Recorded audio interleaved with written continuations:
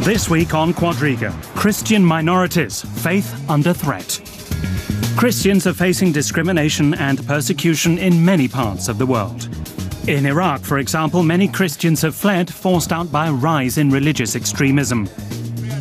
In northern Nigeria, Christians have been killed by the Islamist Boko Haram militants. Thousands have been forced to leave their communities, and those who remain fear worshipping in public. In China, there are two forms of Christianity: illegal underground churches and officially sanctioned churches. Human rights groups have criticized Chinese authorities for the tight control they exert over freedom of religion. Your host this week, Melinda Crane. Hello and welcome to Quadriga.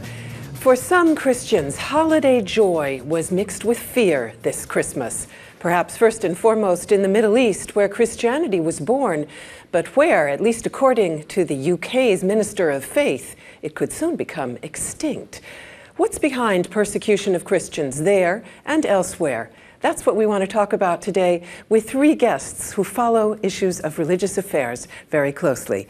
And it's my pleasure to welcome Dalia Al-Gohari. She reports on international politics for radio and television. Her special fields of interest are the Coptic Christians in Egypt and the changes taking place throughout the Arab world. As a Coptic Christian herself, she's worked as an advisor for the European Commission. And Martin Gak, he is a philosopher by training. His field of expertise, among others, is ethics, and he's a regular contributor to newspapers, magazines, and blogs. And it's a pleasure to welcome as well Derek Scully. He is the Berlin correspondent of the Irish Times. He also covers Polish affairs, and he reported extensively on the German Pope Benedict. So a warm welcome to all of you and a very Merry Christmas.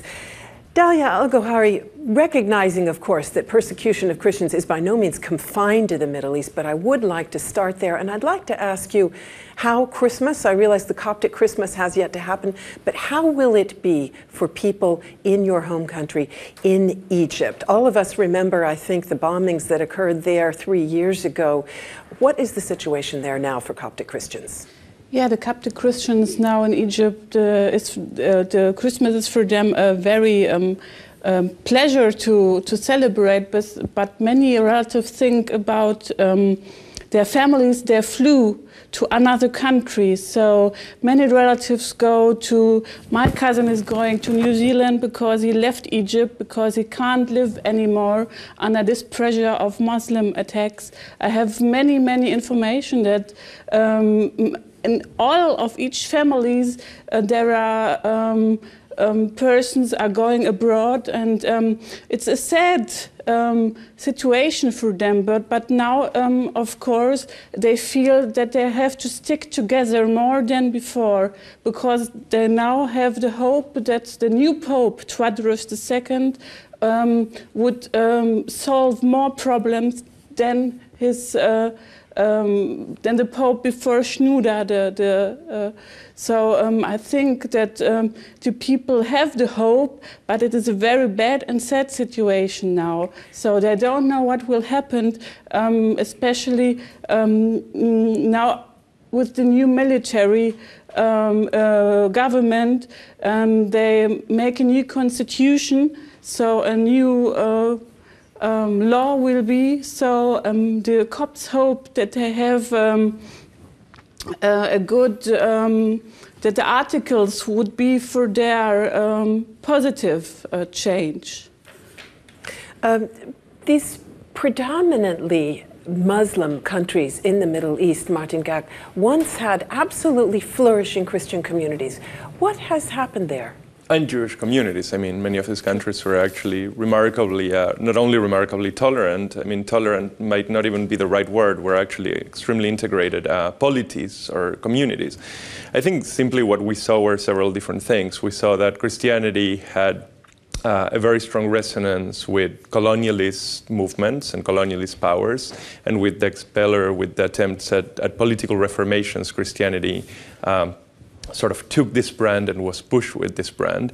And the second thing is that there was, of course, in the calcification of Islamic fundamentalist groups, I mean, this became an easy target because it was a community that was not well protected. So I think that we saw Christianity flourish and maintain itself in safe positions in countries in which secular governments or governments which were very forceful at protecting their minorities were essentially enforcing laws. As soon as the laws began to actually fall or began to actually be weakened, the governments began to be weakened, then the position of these communities became much more complicated as well. Dr. Scully, Baroness Warsi, I referred to her briefly in my introductory remarks. She is the British Minister of Faith. She's also the first Muslim member of the British cabinet. She has referred to a, quote, mass exodus on a biblical scale and warned that Christianity in some parts of the Middle East could become extinct. Do you think that's overstated? I think you could say that, but on the other hand, I think you could also justify, as a journalist, sometimes you almost have to overstate things just to get things on the radar. And there have been debates in the British Parliament, in Congress, and I think as a Muslim, she was basically saying, even I am concerned by this, why aren't you concerned by this? And I think that is something you could definitely say about the Western European debate. How many people need to die? How many people need to be expelled or go on the run? So in that sense, you could question the argument she's making, but the motive behind it to actually get it on the agenda perhaps can be defended.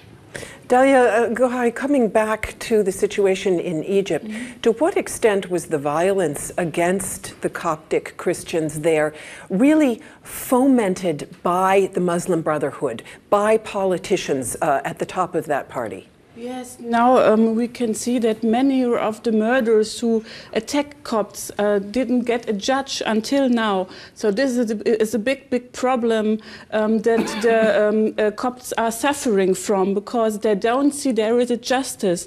And this must be changed. The government must do so much more to get these persons. This is what the Copts want. They want justice. They want that their voices will be heard and that they get equality in front of the law. So this is until now not the point. So this is a big problem in the society of Egypt, that the Copts don't feel that they have equality.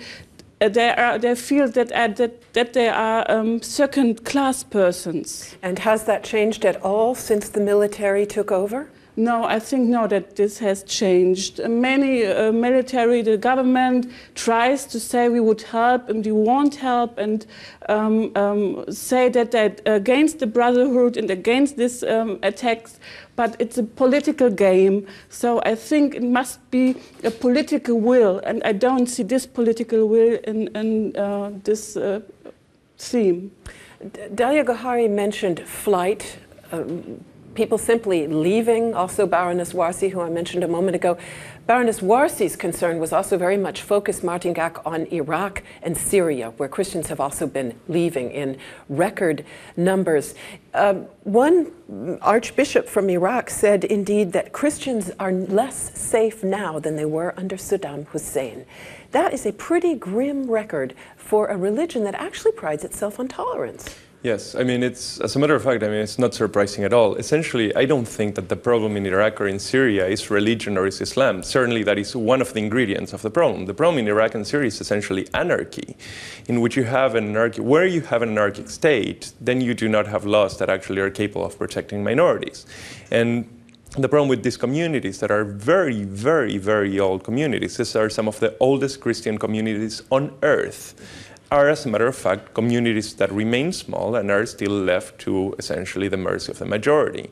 So without a government that is capable of modulating this position, then we will necessarily see, in a place which is very convoluted, what we're seeing now, sadly, of course. I wonder how much, and this is a question I'd like to put to all of you, how much is what we're seeing the result of the rise of a particularly ideological brand of Islam, namely Wahhabism? Would you attribute the changes, Dark Scully, to that? Yes, well, coming from a Western perspective, I would see it from the Western side that the reaction is more what concerns me, and that whether we're seeing sort of what Martin was talking about, that this is affecting everyone in Iraq, but when you look at Iraq, you see pre-war Christian population of 1 million reduced to 150,000. So you can argue it is a universal problem of anarchy, but you can, is it so bad to do some special pleading on behalf of a Christian community and say, look at this striking collapse? And I think that is where you need to look at it from a Western perspective. I wouldn't be an expert on the Muslim end of things, but I would be an expert on the response of the Western world and whether it's sort of we need to universalize to generalize. The British government has said we need to be wary of sectarianism, we need to be concerned about attacks on religion in general. And the question is then, is this a well-meaning attempt to universalize, or is it rather cynical attempt to generalize, to therefore not have to actually do anything about it? Sorry, but that seems to me like sort of a false dichotomy. The question is not whether you universalize or you simply become a sectarian defender. The point here is, sure enough, if you want to save, Jews in Nazi Germany, like the question is, how do you save Jews? But by the same token, we need to bear in mind that the Syrian case actually has 4 million people on the move. So in 4 million people, necessarily you will have Copts, you'll have Druses, you'll have Catholics, you'll have, the problem here is not really that you just become a sectarian defender or a universalist. The point is, we have a massive crisis, we have the collapse of a government system. This is not a theoretical issue. This is an issue that affects an entire sort of swath of demographics. So my point here is not simply that, look, this is just one problem among many. My point is we have a universal problem here of the collapse of the system. Therefore, it makes sense that what we'll end up with is a very small community basically left to its own devices. I want to pick up on the question of universalism, but perhaps first just another question about the rise of Wahhabism, because in fact we are seeing a sort of a fundamentalist rebirth in many parts of the Islamic world. Dalia Al-Gohari, to what extent do you think that is behind persecution in your own country? Yeah, now when the Muslim Brotherhood gets the power, many terrorists enter Egypt. So you can see now that for this extent, there are many terrorist acts happen. So I think this is a big problem that now in the small cells, these terrorists can grow up and make more terrorist acts. So you see that in every in the city of Minya, it's a city in Upper Egypt. Every day there is an attack to Copts' houses. They're just murdered. So this is not a question. Oh yes, we can do, or we have a political voice. I think that now all the moderate Sunnites of Muslims just stick together to say, no, that is wrong what happens here. And I think, and I miss this voice, that the Muslims, the Sunnite Muslims, make a big voice and helps their neighbors, their Coptic neighbors. So this is a big point which I would see much more. Even in America, there's a big Muslim society. So maybe if all moderate Muslims would stick together, it must change and must cut down these terrorist acts. Let's come back also to that in just a moment, what we can do about persecution. But first, perhaps take a look at another region and a very different kind of persecution of Christians. And I'm referring to Asia. When we look at lists of places where the most extreme persecution is occurring, and as I said, a number of Middle Eastern countries at the top of the list, but some Asian ones as well, Martin Gak among them, North Korea, 70,000 Christians locked up there, China, and Vietnam. I understand you have some knowledge of the situation of Christians in Vietnam. Perhaps you can tell us something about that. I think Vietnam, North Korea, China, most likely, Cambodia, Laos. We have fairly similar compositions in the sense that the relation of the religious groups, especially Christianity, and the government is very particular, and shows you something in particular, which is that religion really operates as a political force. So this goes to say that the problem that you have, and I think that this also reflects what you have in the Muslim world, not in the case in which you have something that looks or begins to look like ethnic cleansing, but certainly in the places where you have missionary movements, which is that I don't want to get too technical here, but essentially what you have is different groups that have claims for universal truths. And it turns out that two universal truths are incompatible, because truth, there is only one. And at the point in which you actually have to make them compatible, what you tend to do in this kind of very conflicted areas is to bring out your guns. So what has happened in Vietnam is basically that evangelical movements coming out of the US have actually moved into northern areas of Vietnam, which were severely underserved by the government. And they started to provide, among other things, of course, say spiritual guidance, if you will, but also infrastructure in many cases. They started to help to build communities and so on and so forth. What this meant was that the power of the government in these regions began to actually recoil. And eventually, in the early 80s or around the mid-80s, you had these Hmong minorities, which were the minorities in the north, which were actually now had been to a large degree evangelized, who were also, as in China now, practicing, as we heard in the introduction, practicing in private houses and in private spaces, became really a challenge to the central government. And this basically was clearly a collision course, which ended up with arrests and things of the kind. Now, this is something that is symptomatic of the fact that religion is really not simply a game of spiritual awakening. Religion, this is something that we actually saw this week last week in the Pope evangelical exhortation, is essentially a call to a form of political participation. And when governments have a particular agenda for political participation, then Christianity or any other religion that is essentially pushing an alternative agenda is bound to enter into a conflict system. In other words, religion can be subversive. Certainly if one thinks about it that way, and one lives in Germany, one recalls the Nazis' intolerance of an independent church, Derek Scully.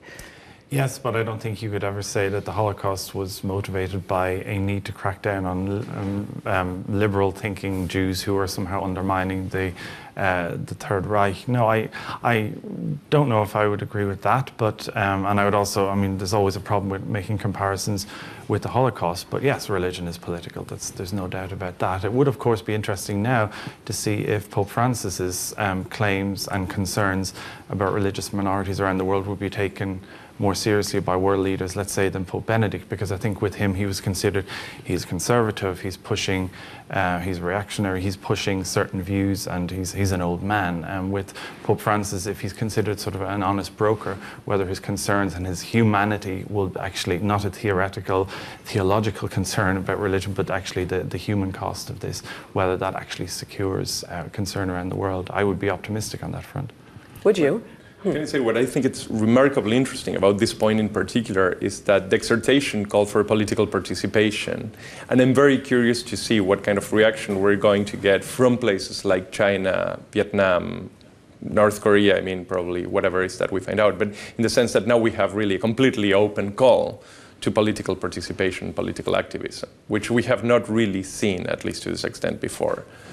A call like that was made earlier this year by the National Catholic Reporter. It has a well-known author named John Allen. He used examples from Asia, like the ones that you just mentioned, even from Latin America, where Christians, of course, are not in a minority, to claim that it is a myth to say that persecution of Christians is all about Islam. He said it is a global war on Christians. That is the title of his book, which made headlines. His subtitle is Dispatches from the Front Lines of Anti-Christian Persecution. Does that title resonate with all of you? Dalia Gohary, would you go so far as to say, and this comes back to the question of is it universal or particular, is it global and is it a war? I think in many points he has right, because many priests in Egypt say that they are reminded of the Kristallnacht during the Nazi regime, which would, because these actions against the Copts, they burn their shops, they kill the people in front of the street. So he says that it's really a war in many small countries where many Copts are living, in which is a very old city. So I think this title is a very a strong title, but I think in many pieces he is right, because the people don't know what to do. They are very, very helpless, and they don't see that the Western community, which is all Christian, gave them a voice or protect them. I don't see any voices of the foreign minister of Germany. Where are they? Where are their voices? Why they don't make a political statement, because the Egypt getting money from America and from the European Union. So why don't they stick to this point and say you must help these Copts and help the Christians? So you don't get money anymore. Certainly, this particular author, John Allen, he is calling for those voices to be raised. He has some very definite ideas about why they're not being heard. What do you think, Martin Gak? Is it global? Is it a war? I think it's nothing but exaggeration and hyperbole, and I think it's actually the conflation of many different types of conflict. I mean, when we're talking about sort of the type of violence that is exercised against Christian communities in the Middle East, this has actually almost no point of reference, no point of relation with the kind of thing that we would see in Europe. I mean, the fact is that if you're in the US and people are talking about one of the favorite expressions of the Christian right in the US is a war against Christmas. I mean, the notion that, as a matter of fact, secularism, for instance, or secular demands in places like the US or in Europe are actually a war against Christianity, and that can actually be paired or compared to physical violence and pillage in the Middle East or incarceration in Asia, to me, is simply ridiculous. And it actually it actually cheapens the human suffering and the human cost of the things that we're seeing in Africa and Asia. I agree with Martin on this. As a journalist, I would sympathize with John Allen, who does some excellent reporting, his attempt to get it on the agenda, but sometimes you can shoot right past your target. And obviously he's writing largely for an American audience, and we have to bear that in mind, where faith-based politics is part of the mainstream now, so I can understand that. But also looking at America, the first time I heard that title, I thought of the global war on terror, and which I found objectionable from the start. I found the concerns real, the methods and the targets objectionable, and even just the word terror, a global war on religion. But I do see a problem in that there is a problem in, at least in Europe, I think a lot of politicians are afraid of being seen, of being dragged into this sort of faith-based politics world, that if they speak out on behalf of a minority which is being persecuted because of its religious beliefs, you could say, is it because they're religion, or it's just that's the label that is used on them? There are politicians in Europe who will run a mile from that, and I've spoken to religious in Ireland about this, and they say, look, the problem is just that Catholic Christian victims are just not sexy. And there's it's just, if you're a Muslim victim, if you're any other kind of victim, that's fine, but Christians victims are not sexy, and you could argue what the motivation there is. You could say perhaps there's sort of a post-colonial liberal guilt going on, that politicians just don't want to veer into that space. So I would, with Alan's book, I see his point, I see his need to get on the agenda, but I would wonder whether he'll actually cause more harm than good by over-exaggerating the issue. Could it fan the flames of religious conflict, do you think, to approach it in such a polemic manner? No, because you have far too many lapsed Catholics and Protestants around the world who don't give a damn. So you would have to have a Catholic army or a Christian army rising up to start some sort of new crusade, and I really don't see that in the Western world. You might see it on certain networks in the US, and in certain parts of the Republican Party and evangelical movements, but I don't think you see it in the political mainstream. I actually beg to disagree. I mean, I think that the problem is that Christianity is not European or American Christianity. This is true, I think, that for the geographies that you're describing, but I don't think this is true for Latin America. This is not true for vast swaths of Eastern Europe. This is certainly not true for Africa. I mean, one of the things that, Nigeria being a wonderful example of how much this is possible, but more particular, actually, I'm thinking about Uganda, in which you had American evangelical Christians bringing in a radical homophobic agenda and actually implanting it in the political system to the point to which there were demands for a law for death penalty for crimes of homosexuality last year. So, I mean, the fact is that it's true. I don't think we're going to see sort of a holy war in the US or a holy war in Canada, but I think that we might see great forms of violence fanned by this kind of discourse by Americans who are reading Allen and are operating in Africa or are operating in Asia or are operating in Eastern Europe. I think that this is actually not impossible.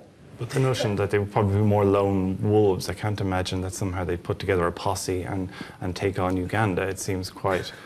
I don't think you would need a posse. I think that what you need in Uganda is basically a critical mass of people that are actually preaching and are on the street. And as a matter of fact, if you look at the kind of stuff that's been going on, even in Poland for the last year, and who's been fanning it, I mean, if you're thinking of a Christian army walking out to the street and holding horses and torches, that's probably not what we're going to see. But the fact is that we do have groups with Christian affiliations who are actually picking up on ideological agenda points given by the American right.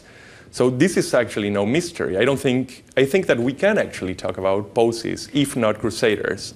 For me, it's the problem. What do you say to the people who want to flee from their country? They don't see any more future now. They want to take their academic knowledge and want to go to other countries. Is this the solution, that Egypt will be one day a loss of academic people? So I think this is a big problem.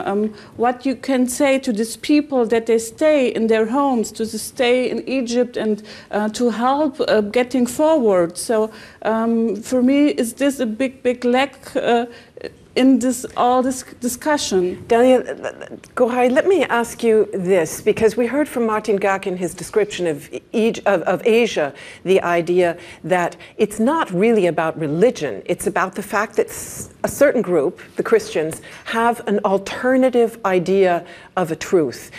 In the case of the Middle East, I ask you, to what degree is this really about religion? To what degree is it actually about politics, about vast political and economic disarray, chaos, and political leaders instrumentalizing religion in order to stir up trouble in a very chaotic situation?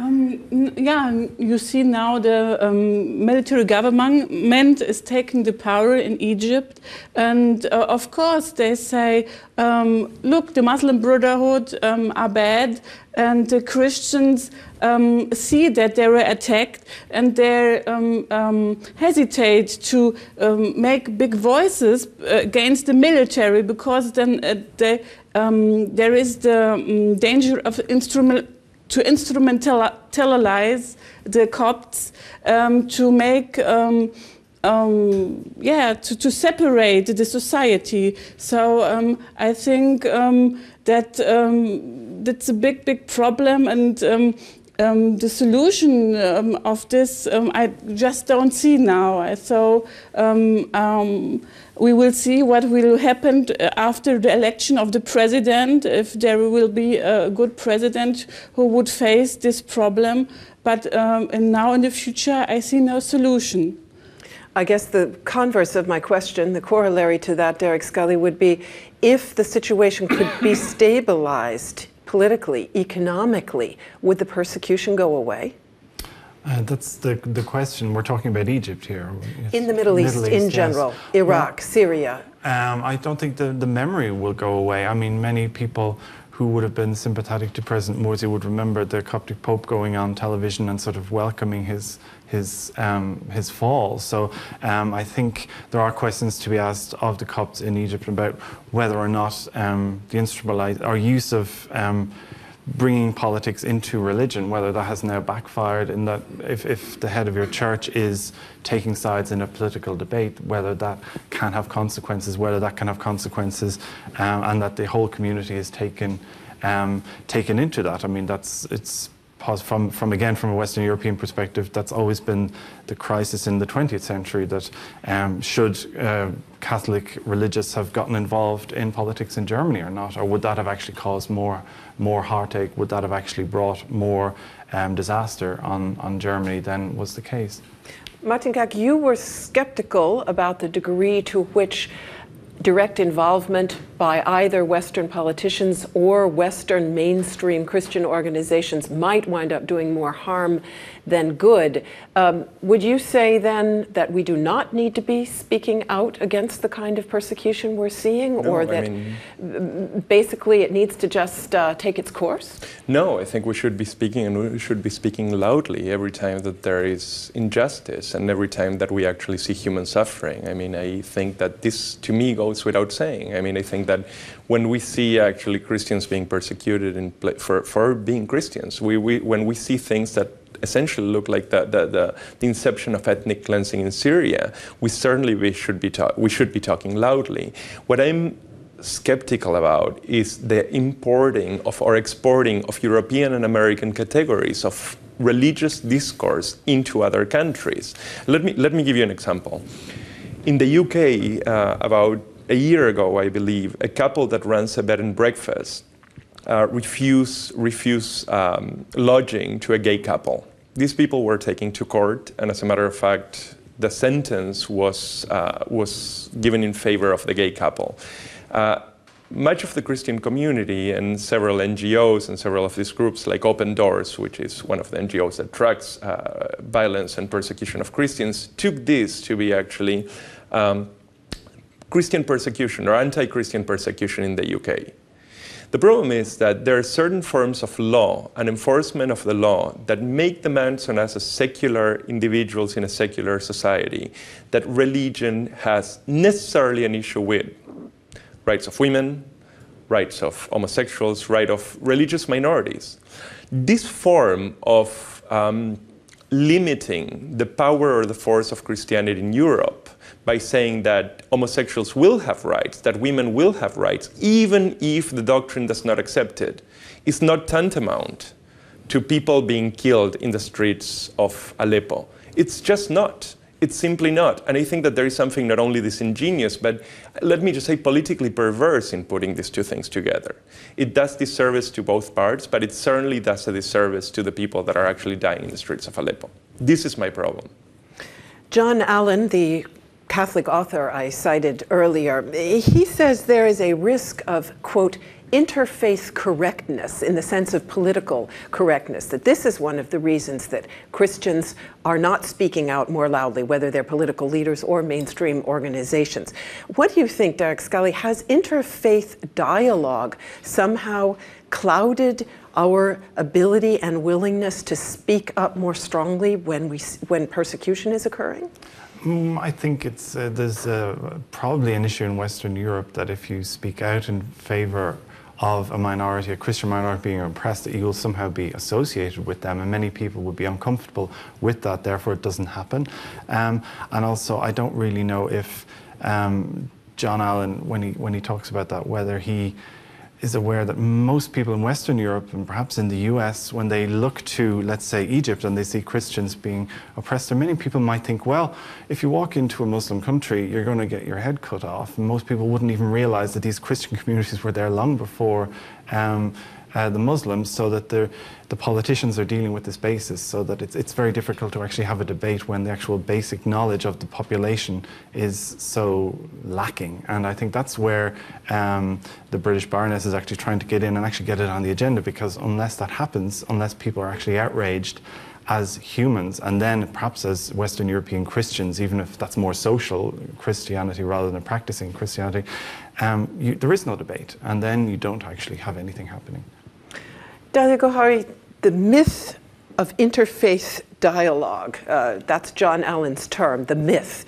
Would you say that people in Egypt are seriously interested in interfaith dialogue? To what degree have you heard about or encountered real interest on the part of Muslim communities in Egypt to make contact with and engage with Coptic Christians? Yes, I think the dialogue was always there. They speak all the time, even in the time of Mubarak, but I don't see that there is a really political acting. So I think the dialogue never has to stop. It is very important. But I see also that the Coptic church must change.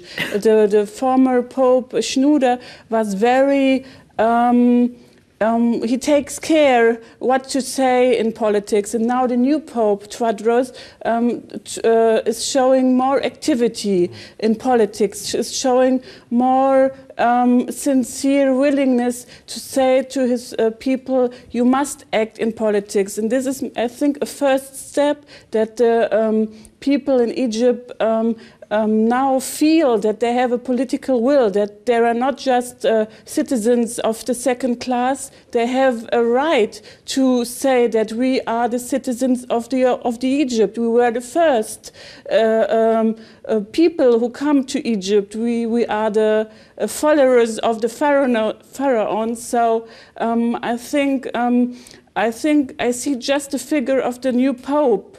He just makes just more voices and must engage his people to interfere between the Muslim discussions with Christians, and I hope that will be a new way which will happen in especially Egypt is the biggest country in the Near East, so I think it could be a leading role in this point. Dalia Gohari, of course, talking there about the popes of the Coptic Christian Church. The Pope of the Catholic Church, Martin Gak, the last Pope, Pope Benedict, traveled to the Middle East in a visit that attracted immense attention among the media. What do you think? Did it make a difference in terms of understanding and interfaith tolerance?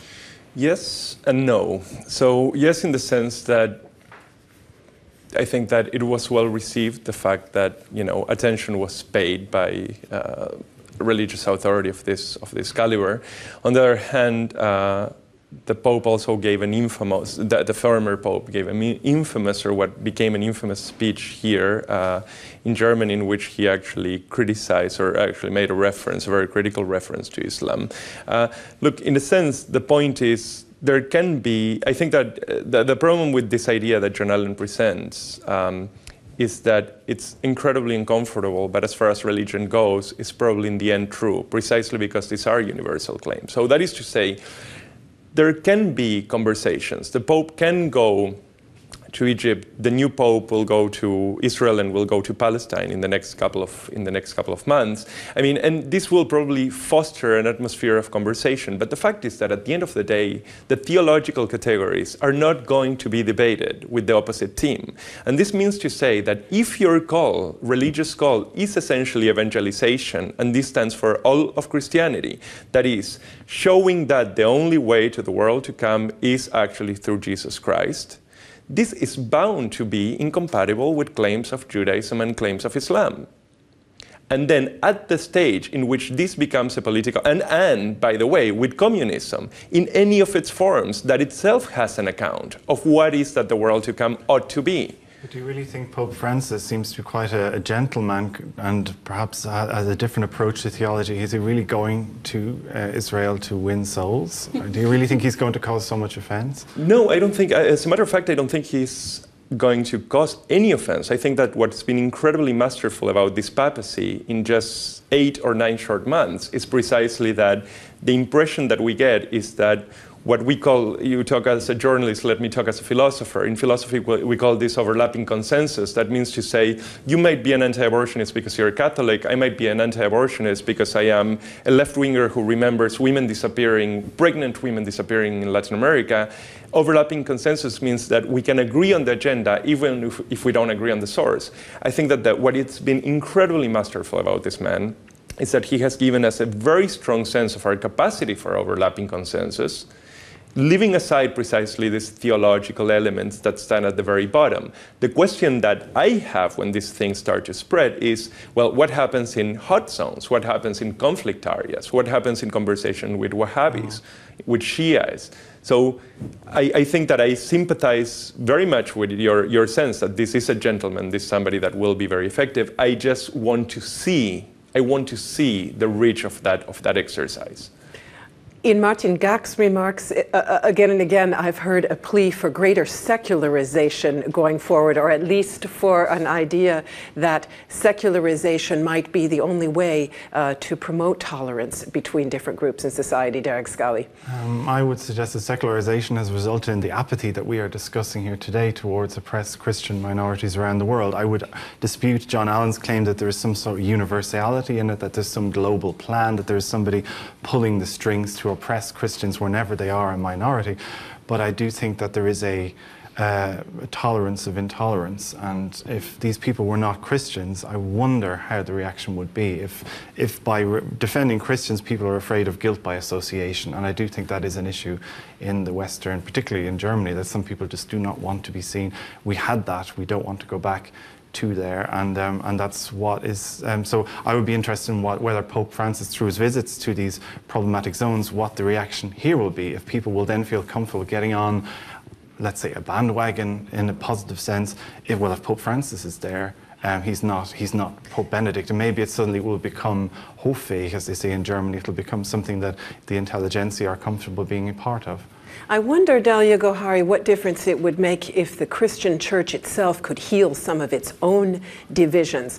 For example, two metropolitans, as they're known, two Christian leaders in Syria were kidnapped earlier this year. After that kidnapping had gone on for quite some time, 6 patriarchs issued a statement together with an Austrian Catholic cardinal calling for their release. Do we need to see much, much more cooperation within the Christian church? I think yes, because there are many differences, and each Christian religion, like the Catholic, like the Protestant, the Maronites, every of this religion have their own faith. So I think there must be a more openness inside the Christian religion. So this is maybe a big chance that Western Christianity could stand against these huge problems which they have faced in the Near East. So I think even the Coptic church has many barricades inside their religion. So I think there must be a new discussion to see where is the line, where we can cope together. And maybe it's now the time to forget these barricades. So thank you. It will be good. Thank you very, very much to all of you for being with us today. And thanks to all of you out there for tuning in. We wish you very happy holidays. See you soon.